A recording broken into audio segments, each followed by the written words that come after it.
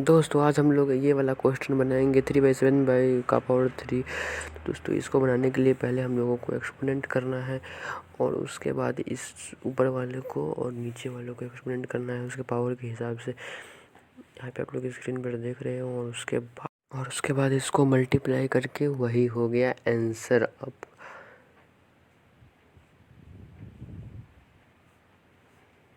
और अब ये वाला क्वेश्चन देखते हैं 1/243। तो उसके लिए पहले हम लोगों को इसका एलसीएम लेना होगा क्योंकि वो जो नोमिनेटर जो है वो 1 है, इसलिए तो हम पहले इसका एलसीएम ले लेते हैं और उसके बाद देखते हैं। उसके बाद इसको एलसीएम लेने के बाद यहाँ पर जो भी एक्सपोनेंट होगा यहाँ पे ऊपर में इसका जो फैक्टर होगा ना, तो उसी को हम लोग लेंगे। यहाँ पर देख सकते हो ये फैक्टर है और इसी को हम लोग को नोमिनेटर में 1 डालना है और डिनोमिनेटर में इसको फैक्टर में करना है मल्टीप्लिकेशन के हिसाब से।